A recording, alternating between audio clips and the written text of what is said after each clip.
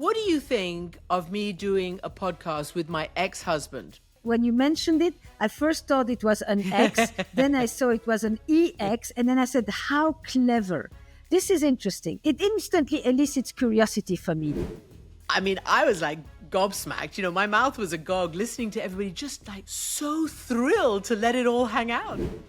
Not only do you start by talking with the one who wants to kill you, but you also spend days listening. Just listening, which doesn't mean agreeing. This is the really important piece. It means able to hear the perspective from the other side. They're living with predictive technologies that are constantly giving them perfection and immediate answers and no doubt and a lot of certainty. And that is absolutely not what human relationships are like. Hello, everyone, and welcome to the latest episode of The X-Files with me, Christiane Amanpour. This week, not with Jamie Rubin, because I have a very, very special guest, Esther Perel. She is the world-renowned pioneering podcaster on couples therapy. Her podcast is called Where Shall We Begin? It's going for 10 years now. And honestly, I've got her on because she also talks about the kinds of things that our podcast is about. How do you get common ground? How can people who even have different political views, different worldviews, different personal views, exes like Jamie and I, how can we actually have discussions that don't veer off into partisan, poisonous corners and come to some kind of agreement and consensus where we can talk and also listen and be heard? So Esther Perel, a kind of applied therapist for our times and for the global situation as well. Let's get started. Esther Perel, it is truly a pleasure. How are you? Thank you for being with me on my podcast. I am delighted. Any opportunity to speak with you. It's so sweet. So first I want to ask you a question. Given that this is in your wheelhouse, what do you think of me doing a podcast with my ex-husband? I think it's a wonderful idea. As people decide that they can't be married, or they don't want to share a home together, or they don't have a love story that is there anymore, but they have a deep affection and respect and intellectual compatibility, why not continue to collaborate? I think we have this notion that a marriage is either on or off. And when it's off, it means that it was bad. Otherwise, there would be no reason for it to be off. And so there is no reason to maintain contact. When you mentioned it, I first thought it was an X, then I saw it was an EX, and then I said, how clever. This is interesting. It instantly elicits curiosity for me. Tell me the story. How did this happen? What is it like, etc., etc. And then you'll tell me if it was a good idea. Yeah. Well, briefly, it happened because I wanted to do a podcast that Jamie had basically lost his job when Biden lost the election and Trump came in. He had been in the State Department, and the two of us were sort of potentially looking for something to do. And I wanted to do a podcast, as I said. So I asked him, do you want to do a podcast? Should we talk about foreign affairs? Because one of our little jokes is the one thing that didn't usually go wrong in our marriage was discussing foreign affairs. Our political visions, exactly. Yes. and the other thing, Esther, and this is, I think, where you would have, I'd be interested in what you say, because it's, again, really something that you focus on. I was really interested, given that I was covering on a daily basis, and I guess Jamie was dealing on a daily basis from the government perspective, the horror of the invasion of Russia on Ukraine that's still going on, the horror of the Israel-Gaza war that's, still going on in one way or another. It's not over. And it was so awful for me to see that leaders on either side couldn't talk, that this had made people on all sides unable to talk, driven people into their corners, not able to discuss these issues, particularly the Israel-Gaza one, but also Russia-Ukraine, without having fights or without retreating into their own echo chambers. And so I thought, if two people who've been married and then divorced for a long period of time, even, in every divorce, Esther, it's difficult, but having been able to come through that and then talk to each other about other things like these events, that maybe that's some kind of modeling. That's what I thought. And did it change the way you then dealt with family life and other things that you still have in common? Did it expand beyond the focus on which you have always had a bon entente? Yes, a little bit, given that we live in different continents, countries, cities. Definitely, we speak, obviously, once a week at least to decide what we're going to do. Then we speak on the weekend. Then we do the podcast. So we're speaking a lot more, and we are in touch a lot more. And of course, we have a son, and so that is also what connects us. But again, I just thought, and people have responded well in that, you know, they think it's kind of amusing. They also think it's interesting to hear the backstory. You know, I went to a conference by 5 leaders: Ireland, Colombia, Tunisia, Kenya, and all of them were talking about how they had come to make peace. Yep. Some of them took decades, but it always started with, you actually need to talk with the very person or party that wants to kill you.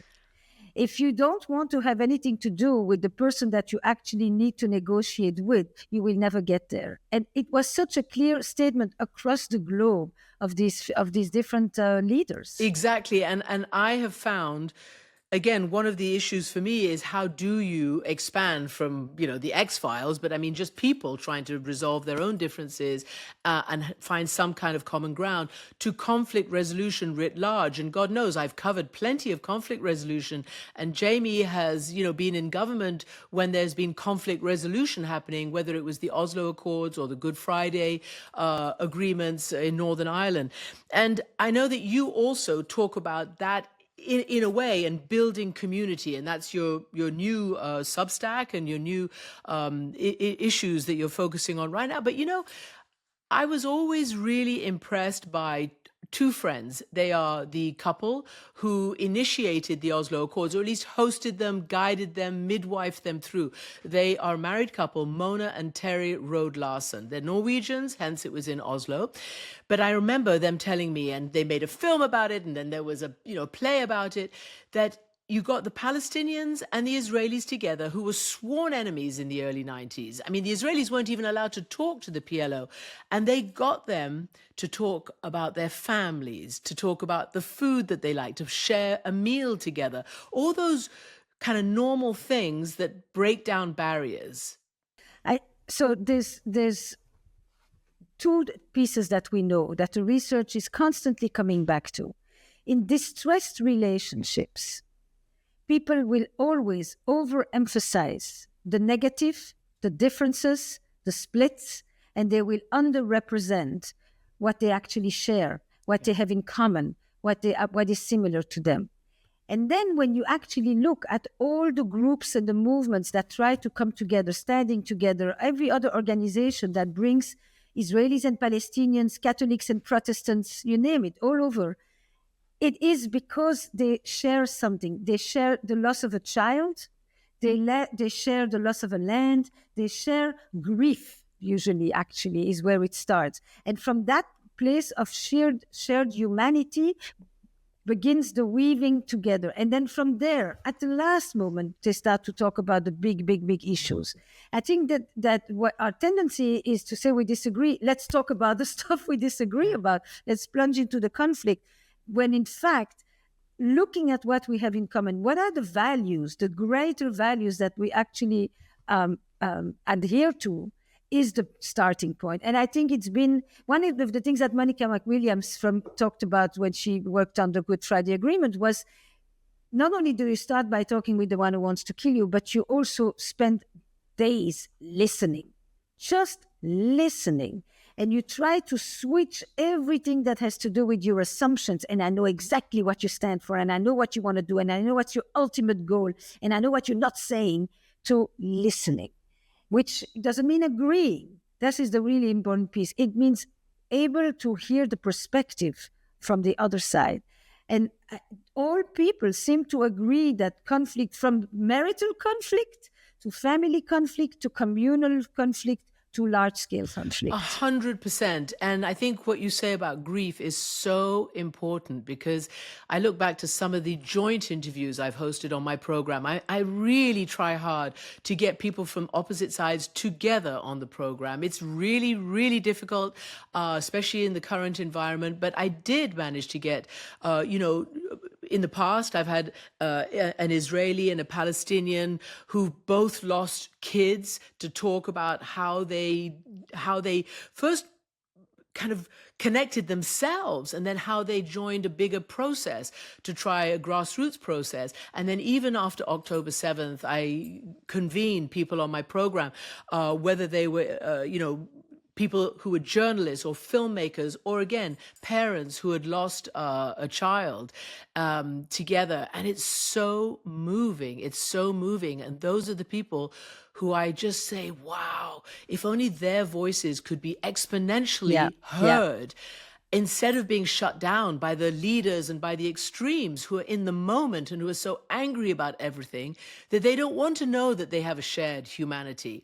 So I think the grief is very, very important to realize that, as some people say, everybody has a child. It's not that country X has one child and country A, B, or C, doesn't care about children. It's very much a common humanity. They just have to find it. But you see, the beauty of grief, I mean, I work on small scale. I do couples, families, small groups. But the principle, I think, translates from when you look at people who have really worked in the political context as well. Grief is loss, but grief is also love. You grieve people that you loved. And when you come together around grief, you come together around your experience of having loved the child, the parents, whoever it is that you lost. And it's a subtext that is not mentioned when we use the word grief. And that's, you get the two polarities. When you are listening to people like that talk, you are transcending the stuff that is, I mean, there are major issues in the concrete that need to be dealt with. I'm not talking that everything is just relational, but it is people who have relationships, who negotiate agreements. Let's just go back a little bit to the building blocks, because as I said, you're new, and I think it's a Substack, right, called Entre Nous, Between Us. Yes.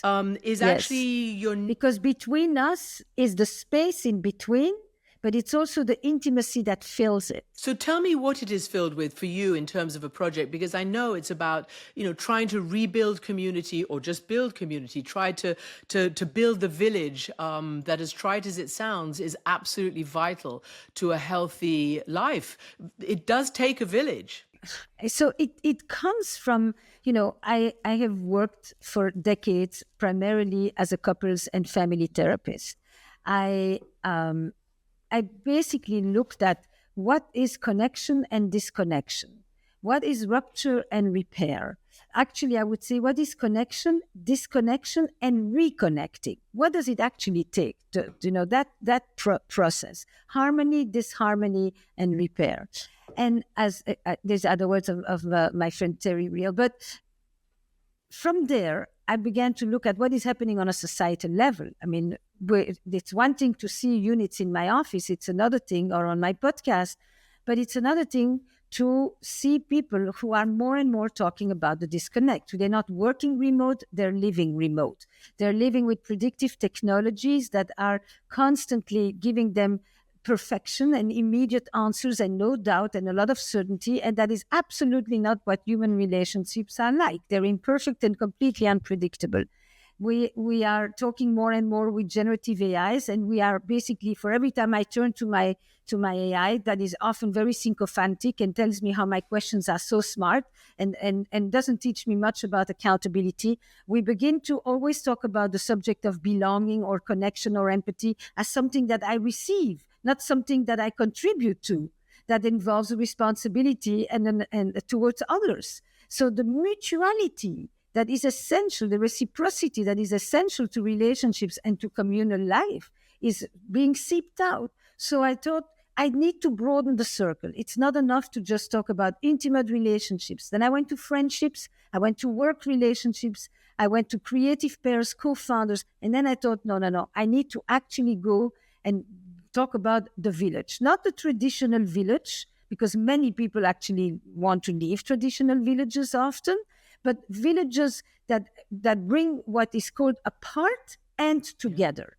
and essentially are intergenerational. I think that is the most important component of the loss of the traditional village, is the intergenerational dimension. I think you're absolutely right. And again, everybody has the data shows us that with, let's say, in Western Europe anyway, and in the United States, intergenerational separation is almost de rigueur, and the idea that you would live close to your family, close to your parents, your grandparents. Means you didn't launch. Yeah. It means you didn't Yes. leave. It means that you lack independence, that you lack stamina. Yeah. There's something wrong, that you haven't been able to leave home, as if leaving home is a major developmental stage.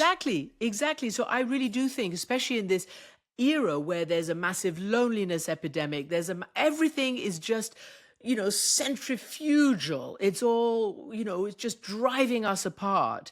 That this idea of bringing us back together again is a good idea to reconnect with. But I want to ask you, because I know you've had this experience.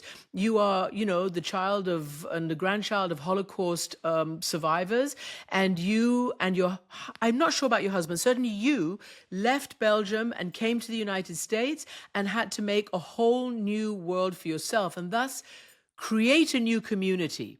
So I am the child of two survivors of the Holocaust, who were the only survivors of their entire family, but who also then were refugees, illegal refugees, for quite a few years, more than 5 years, as they arrived to Belgium. And I came voluntarily. Mine was not a forced migration. I came voluntarily. I thought I came for 1 year to the US, and I never used my return ticket. But I went through a lot of the stages of what is it like to arrive to a place, to learn the codes, to understand how the meaning making of a certain place, what is needed. I'll give you two very interesting little examples that allowed me to understand something about how much the United States prones autonomy, self-reliance, independence versus loyalty, interdependence. One, I have a 5-year-old. He has a wonderful best friend. And I'm convinced that as he goes into first grade, they, of course, will keep him with his best friend in the same class. Normal. No. What I am told is he needs to learn the habit of making new friends all along, because this is what American mobility will demand from him, is to arrive to a new place every time and make new friends. And I'm thinking, what about continuity? I have people I know from 6 years old. Why are we not cultivating that? And I understand there's a different value system.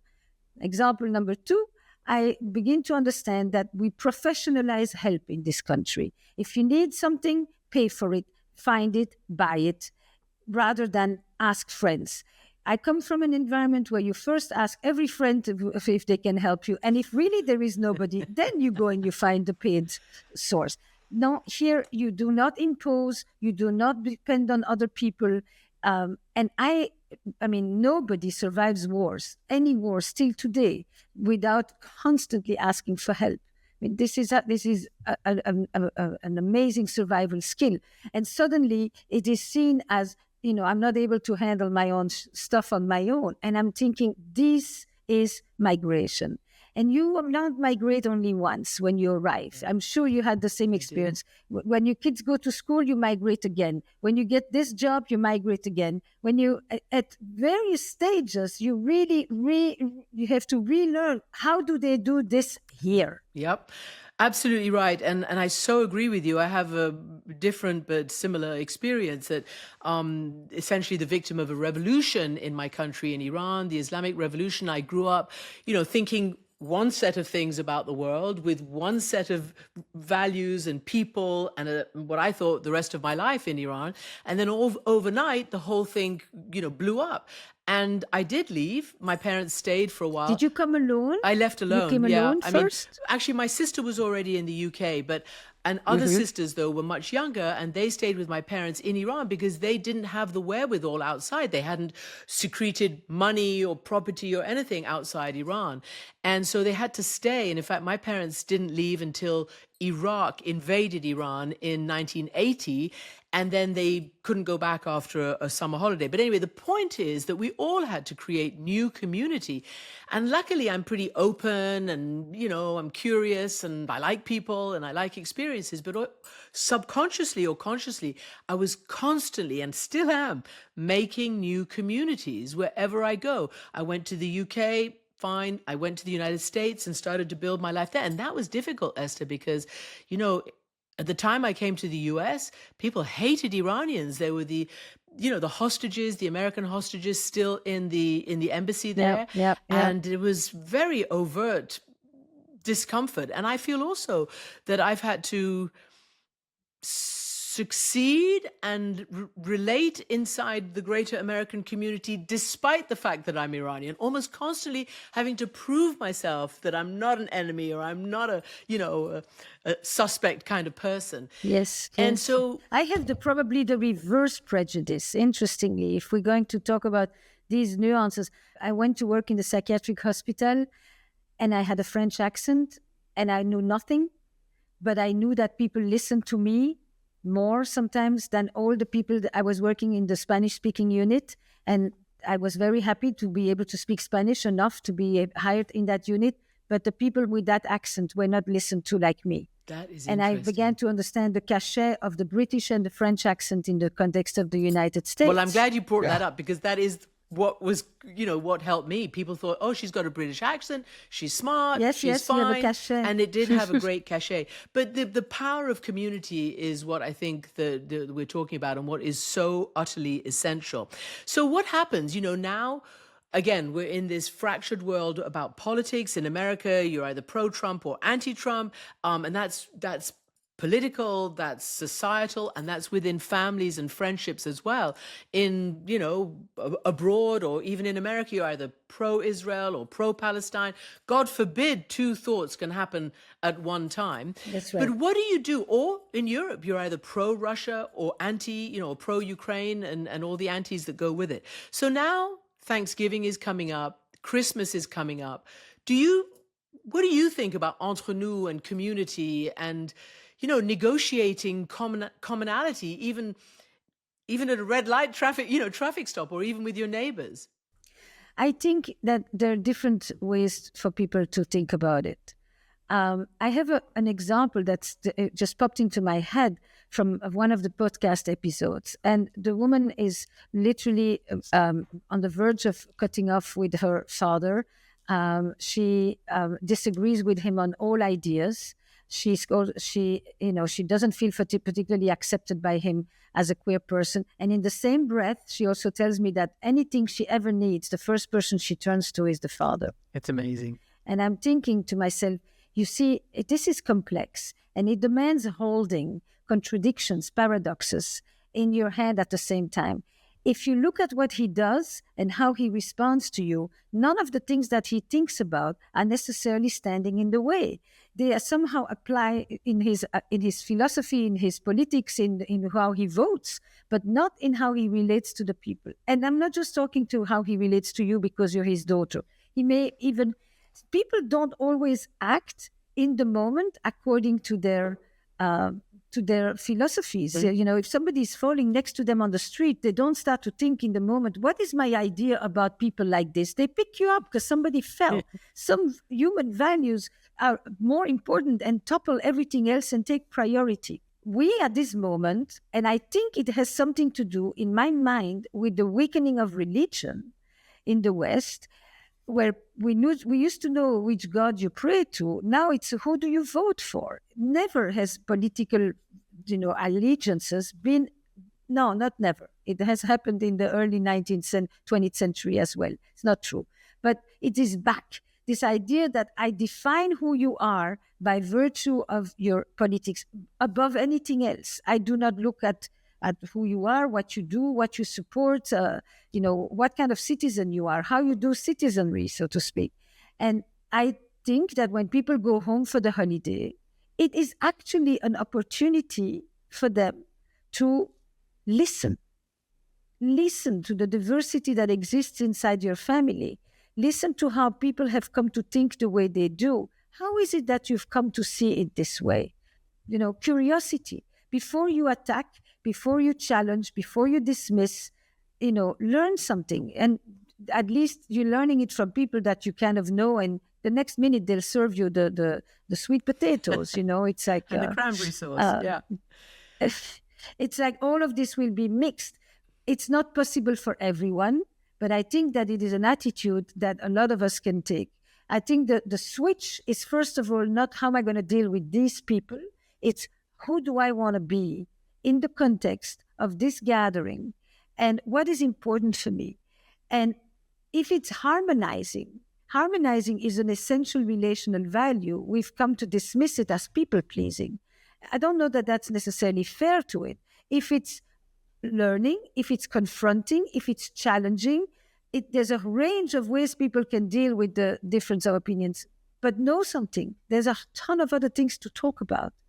You can talk about what it's like to come together as a family. What is the importance of family today? I created an entire card game to help people have... I have them. Because I was thinking, how do I make people have profound, deep conversations, stories, the things that you will remember when people are no longer around. In the midst of your grief, you will want to think about what is the story of our family and what are the questions that lead to that. So let's talk about that for a second, answer, because we've met several times in the past in various different contexts. But the last time we had a dinner together, and it's a dinner that you convened at a friend of yours, and it was just fantastic. To be honest with you, I thought we were just coming for dinner. But you had this amazing idea. That no longer exists with me. Apparently not. But we were about 18, 20 people around one table, and we were trying to have a one-table conversation. And at one point, you brought out these cards. And I just thought it was fantastic because I knew you had done them, but I hadn't played the cards before. So this one is Where Should We Begin? This is the original stories one. And then this is Where Should We Begin at Work? These are the ones you brought out. And some of the questions are my most irrational fear, the worst date I've ever been on, a dream I've never shared, a text message I fantasize about sending. And I mean, I was like gobsmacked. My mouth was agog listening to everybody just like so thrilled to let it all hang out and share everything. None of us have ever met before. I mean, I knew one person there apart from you. And we were all so ready, willing, and able to speak out loud some of our most intimate or fantastical thoughts and, sexual fantasies and all the rest. It was amazing. Because stories are bridges for connection. And these are prompts. I just did one recently. It was, someone who impacted your life and doesn't know it. Yeah. I mean, it is, then you begin to listen to people and they become more layered, they become more complex. And you may still totally disagree with what they think, but you understand who they are and how this comes to be. And sometimes you and them come from the same story, but each of you took care of your early stories, of your childhood, of your traumas, of your immigration stories, etc., and made different decisions. But in fact, the source is not that different. So why do I like these games and why do I like unified conversations? Because I think we are flooded with information, all of us, all day, on the devices. And it's very difficult at this moment to maintain a thought that doesn't get interrupted. To create environments where people truly listen with attention, first of all, it just calms the nervous system to begin. But also, you don't remember what you ate, but you do remember the stories you heard. That is really very true. And I agree with you. It's very frustrating trying to hold a conversation. And you notice actually at dinner, it was hard to keep people from interrupting immediately, right? We have to learn again to sort of let the sentence that the other person is trying to utter end before we interrupt. So, the last time we talked in a formal setting as an interview on my program, we were talking about generative AI, obviously social media, and what might happen to people and relationships given how much algorithms are taking the space of just ordinary human interaction. And you said something to me that to this day is stuck in my head, and I'm just really quite depressed about it. You basically said that all of this technology is beginning to, and correct me when I'm wrong here, shift what we are and change our identity and our species. Do you still think that? And have I got it right? Yes. Yes, I still think that. I still do. I still see an incremental social atrophy. I see an incremental danger, stranger, or stranger danger, if probably is the better way of putting it. Like a stranger is a danger. You do not just reach out and start talking to people. I still see people who are lonely, not just because they are physically alone, but because they are literally two people sitting watching TV while scrolling at their phone at the same time, and then somebody talking to someone about something that's actually truly important, and the other person goes, with this kind of digital lag where you experience what I could call on a daily basis ambiguous loss. And I don't know if we talked about that back then, but that is ambiguous loss is a term that was created by a psychologist, Pauline Boss. And she was talking about situations where you actually cannot resolve the grief. You don't know is the person still there or not. Like Alzheimer or dementia, they are physically present, but they are psychologically and emotionally absent, or disappearance, or miscarriage, or hostage taking, or deployment. They are physically gone, but they are emotionally very present. And you don't know, are you here or are you not? And in all these situations, you live with an ambiguous loss. And this is actually what's happening in many social interactions at this moment. I was talking with a dear friend, Naima Reza, this week, and she said, I had a conversation with two 11-year-olds. And she said, they really feel a lot more intimate when they are on their phone talking to each other than when they are in real person. Why? Because when they are there in real person, everybody is on their phone, but not with each other. It's horrible. And I thought, this is really a statement. When both of us are like this, then I know you're with me and the world outside doesn't exist. We've all experienced this. So I think that something profound is going to change. If you don't have enough eye contact, you change. If you don't use your senses because you're locked in your house all the time, you change. If you don't talk with the strangers, as in explore the unknown, open yourself up to happenstance, and all you do is want to create situations of certainty, then you change. You change existentially, but you also change physiologically. You know, again, that resounds so much and resonates so much with me because, even when the first Walkmans came out, you remember the Sony Walkmans? I just never used them. I never put them in my ear because I didn't want to not hear what was going on around me. For me, I felt a sense of A, disconnection, and B, maybe danger if I didn't hear what was coming at me, or if I didn't hear, the subway or whatever it was. And now the AirPods and the full headgear with the headphones, it says, don't talk to me. Don't look at me. I'm not looking at you. I'm not listening to you. I'm on my own in my head. And I think it's sad. And then we talk about loneliness. It's like, without looking at what is happening in terms of algorithmic living, in terms of isolation, in terms of everything is meant to pull us apart. From the news that we read to everything is meant. So I really find it challenging when people talk about loneliness as a mental health crisis, when it is actually a societal crisis of which people are responding with what is still considered a normal reaction.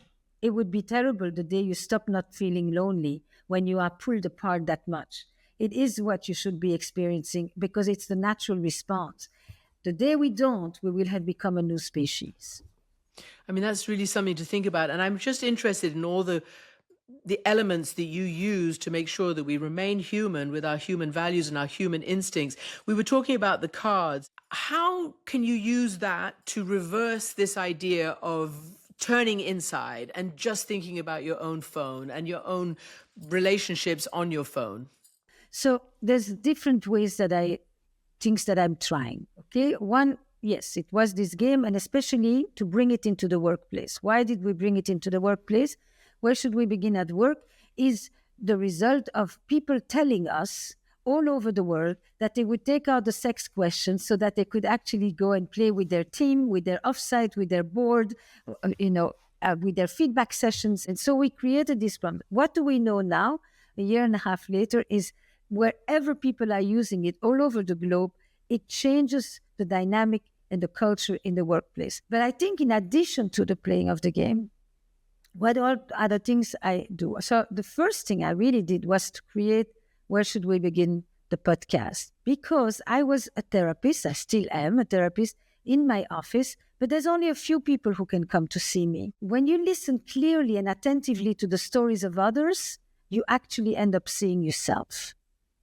So you're not at all dealing with the same situation, but there is something in this situation that you're hearing that actually reflects your own experience. And we are 9 years into it with 300 sessions.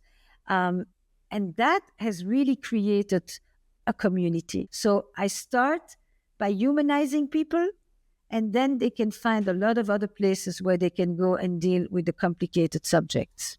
I'm really fascinated by what you just said. You start by humanizing people. And again, in the big picture, as well as the small picture, but certainly in the war and peace and conflict and all those kind of resolution pieces, you have so much dehumanization. It says that is wrong and nobody can agree with your position. It has to be basically a zero-sum game.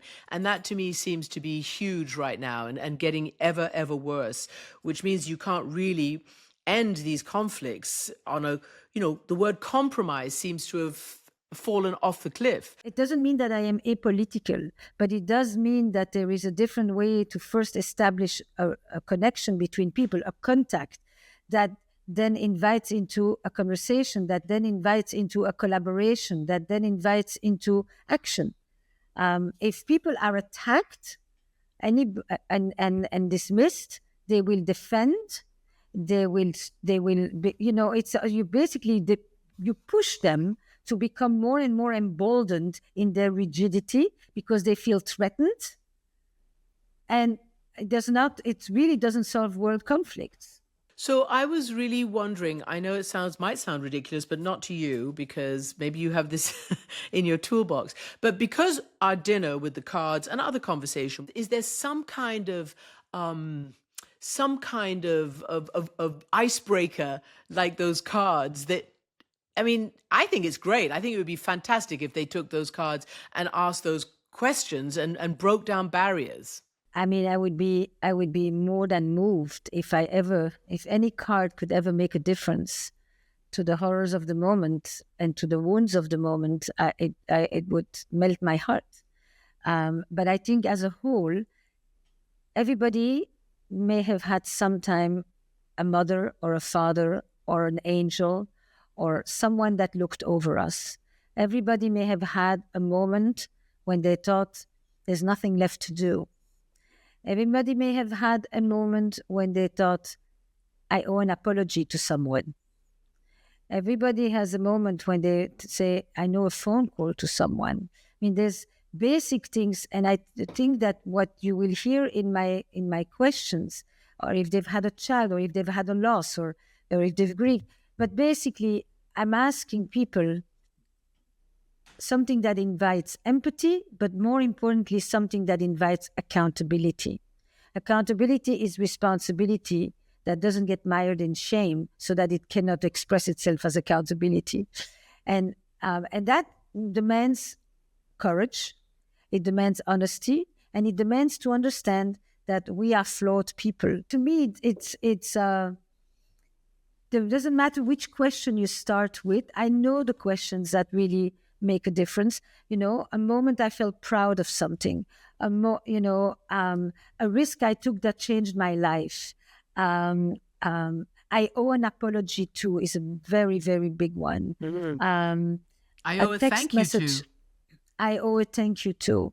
But the thank yous are easier than the apologies. because because in our conflicts we tend to really, the other person is responsible, and if they change then I could change, and if they did something different then I can do, it's me first. I mean, you kind of want to explain to people that whoever apologizes first or takes responsibility first often has the power, but in fact it's perceived as being the weaker. Oh my God, it's so interesting you said that, because in a similar but slightly different way, when I was talking about trying to resolve basically Israel and the Israel-Palestine question or the Russia-Ukraine question, I was talking to a former MI6, a former national security, former ambassador, British, and he said to me, often it's the stronger power who has to take the first step.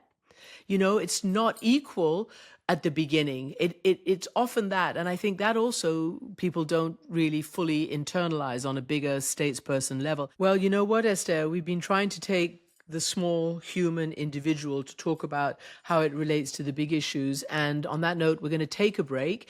We're rapidly coming to the end of this episode. But when we come back, we're going to have Esther's recommendations. Okay, we're back with Esther Perel for our usual recommendation segment, but this time it's just her. Go ahead, Esther. I am reading Outline by Rachel Cusk. Beautiful book. I'm reading. I just saw, actually, I will put it like that. I just saw a fantastic play. It tells you a small story, but in fact, it tells you the larger economic forces of the moment, the difference between a fashion room in Paris versus Mumbai, the conditions of the labor force.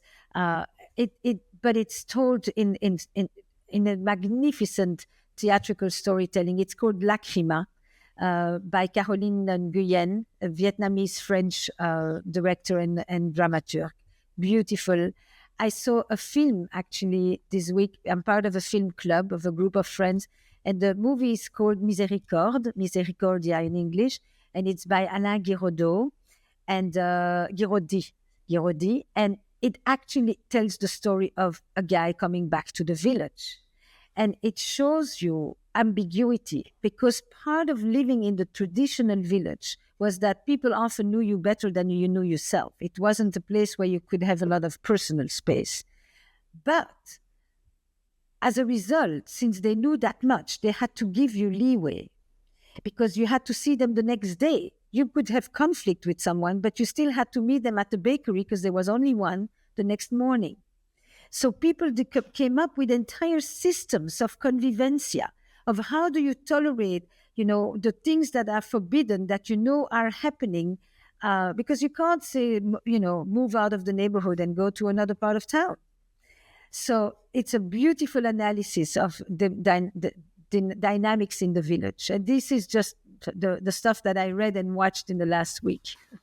I'm going to, try to access them as well. Esther, thank you so much. This has been really fantastic, and I just appreciate your wisdom and your willingness to talk out loud about some of these issues that should seem obvious, but individuals have such a hard time trying to get together in this time, because I think all our pressures are conflict, clickbait, conflict. That's what the drivers are right now. And we've got to get back to trying to find some harmony. 74% of food that is cooked in the United States restaurants at this moment is eaten off the premises. Oh my God. People are not having parties. People often talk about how they haven't been invited somewhere. And often when they are invited somewhere, they can cancel a half an hour before, because they no longer think that it even matters if they show up or not. And so I had a beautiful conversation with Priya Parker, who works on the art of gathering, and talking about the importance of actually hosting. Not fancy things, just hosting. Invite people to do things with you. Take the initiatives. Everybody thinks that everybody else has an interesting life but them. Just if you reach out to other people, it may feel vulnerable, but in fact, everyone is waiting to someone who sends them that message and says, would you like to join? And I think in the era of the self, so much has been on the focus of what is it going to be given to me, where am I going to find my community, my belonging, my acceptance, etc., and rather than where can I bring some of that, what can I contribute, what can I offer. And I think when we regain some of that sense of agency and power, we will have a better situation. Well, that's a very good place to end, because the whole hosting, which I fully agree, and I do it a lot, and I think it makes such a difference. Also, the spirit of that is very useful for everybody, as Thanksgiving is around the corner, and then Christmas and all the holidays that demand so much, even of families. So again, Esther Perel, thank you very much. It's a treat. Thank you so much, Christiane.